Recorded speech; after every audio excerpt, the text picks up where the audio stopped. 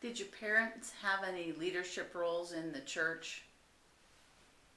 Well, my mother was involved. They used to, when she was still here, they had circles, and they had more than one. It depended on what day of the week that we're meeting. And she was, I don't remember what the title was, director, president, none of those, but whatever they called the leader, probably leader. She was leader of one of those circles at one time. My dad, though, he worked out of town, and so he wasn't able to take an active role in leadership on church council or that sort of thing. Although I think back when they first joined here, though, he was, because they were involved in gathering money, I take it, to pay the mortgage. Mm. And he was involved in that. Of course, he was in the banking business, so I suppose maybe that's why. But What are circles? well, it's a group of women that gathered together and did. I'm not sure what they did. Well, don't they do some Bible study and they'll have, maybe have lunch or coffee and cake Yeah. and maybe they'll have a project they'll work on. That's why I think of the project. It seemed like they'd have once a year a bazaar, and they'd be making aprons and this sort of thing for that. And that reminds me of something else. They used to have those. Let's see, is that the bazaar? Yeah, I think so. It was either that or the sauerkraut dinners. They used to have sauerkraut dinners here too. And that was actually where they went around and sold tickets in the neighborhood.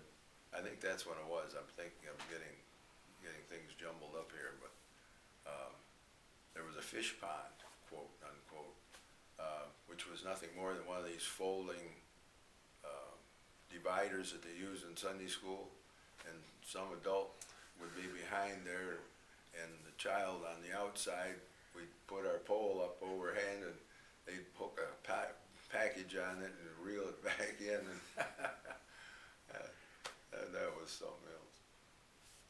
And then it's like everything that went away and something else took its place down the road. But I can remember that from a number of years going on, and it was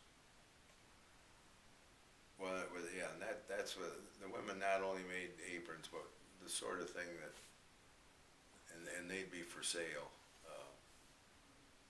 And of course, I don't think women wear aprons very much anymore, but it's like we had a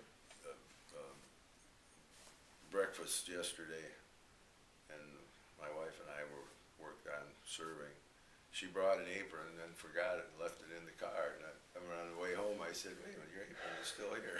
He said, "Yeah." Did they have a special event yesterday, or just? It was, the stewardship committee was putting it on, thanking the members for their interest in the program and supporting the pledge program, which is wrapping up right about now. What did they serve good? We had French toast sticks, cinnamon ones at that, scrambled eggs, sausage, oranges mixed with bananas, orange juice, milk, coffee. Pretty good.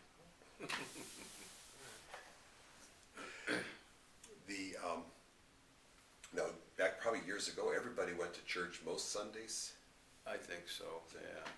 and then they had, was Sunday school before or after church? Well, let's see. When Dr. Urick was here, it was kind of during. The kids would come to school, would come to church for the initial part, and then when it came time for the sermon, why, they would be turned loose to go downstairs to Sunday school class. And Dr. Urick was famous for 45-minute sermons, at least 30. They were quite lengthy, not like today where about 10 minutes and it's over, 10 or 15 maybe. And Then would the kids come back upstairs, or? No, but then we'd all finish at about the same time. Church services would finish, and they would finish. And that went on, well, probably most of the time that Dr. Urick was here. And then it got to be when Pastor Hall came here, he took Dr. Urick's place. Then we started to have two services, an early one and a later one, 8:30 and 11. And the time in between then was Sunday school time. So rather than having, this deal going during church, why they were going Was both. when he did that, was it Sunday school was just for the children, or did they have adult Sunday school classes also? Early on, you mean? Any of those, either one? Early on, I don't remember an adult class, but when we started having two services, the Sunday school time in between, yes, then we started having adult class. The adult class at those times, as I remember, it was led by one of the parishioners. Currently, with Pastor Jaster, he runs the adult class. How long has he been here? Look right above his He's head. one of the longer ones. He came and he'd been here about 20 plus years. Yeah, 22. What does that say? This is 1986. 86, 86. 25 years. 25 Yeah. years. Wow. Yeah, he's a long timer. Dr. Urick was here quite a while. Pastor Lumadou was here about 7 years. Pastor Hall was here, I think, about 12 years, and Pastor McKinley was about 12 years, 12 or 13. So actually, for the most part, they've been fairly lengthy. But then Pastor Jaster's wife is a Lutheran minister also in Lorraine, and she's also an assistant to the bishop. And so she's spends some time doing that and some time doing. And then they had a daughter who grew up here, and I think it was just logical that they stayed put. Now their daughter's, well, I guess she's talking about coming to be a doctor. She's finishing school at Virginia and has a job right now in Washington. So I'm not sure just when that's going to play out. So what were the big, for Pastor Urick, what were his big themes when he preached? I'm just trying to think of what you talk about for 30 minutes. Did he have something that he always went back to, or what really riled him up or inspired You him? have to remember, I was only about this big. I frankly don't remember, to be perfectly honest. It was just the old school, I guess. You were talking about having classes. I know there's a lot of churches have one day a week or one evening a week set aside for meetings, etc. Do they have something like that here, or have they? You mean Yeah, like a Wednesday evening is church. You mean like what kind of meetings? Either. Well, like extra children's programming that they might have on a Wednesday night or something like Yeah, that. not like that. We've got meetings, yes. I mean, there's council meetings, there's committee meetings, and all of these kind of things that go on through the week. Oh, okay. Come Thursday, the Boy Scouts meet here down below, so that kind of preempts any kind of meeting going on down there. But we've got the facilities up here for those kind of meetings. But we don't have an evening Bible class or meeting of guys or a meeting of gals, or we don't have any of that. So as you grew up then, did you what kind of roles did you take on in the church? Well, I've been on church council a number of times. Seemed like I ended up with the stewardship quite often, which involved getting people interested in making a commitment, financial commitment. And we even had a couple of all-member visitations, which is not the easiest thing to get people to help you do, but it's doable. We did it a couple of times when I was head chair of that, and then I've been president. Well, I was president of council when we called Pastor Jaster, and not that I was president of council, but we had a chairperson on the search committee that did all the work.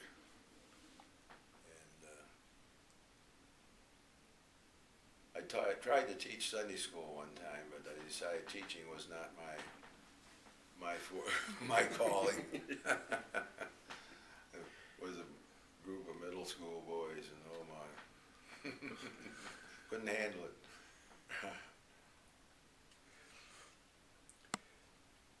Well, you talked about some of the memorable clergy and some of the memorable, the membership itself, it sounds like it works together, you know, with all the improvements you've done and everything else. Are there people who have risen and taken responsibility? Yes.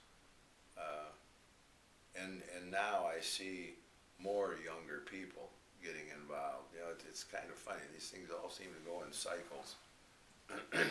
People get older and they get older, and they're still there and still there and still there.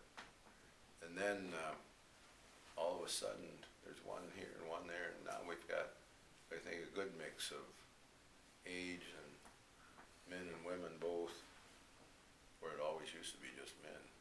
Women couldn't know how to do that sort of thing at one time.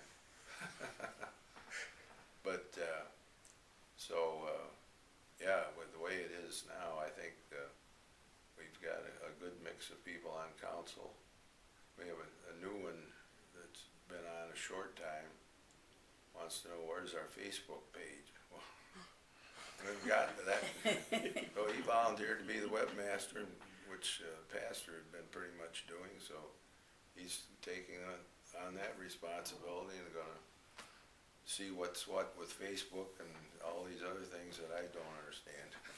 And I'm not sure I want to, but maybe I will sooner or later.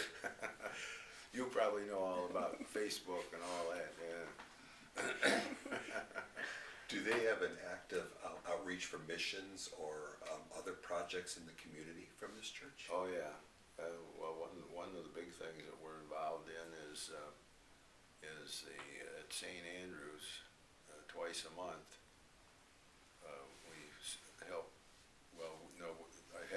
We help overall serve, but on those 2 days, the first and second Monday of the month, we put on a dinner for those that need a dinner.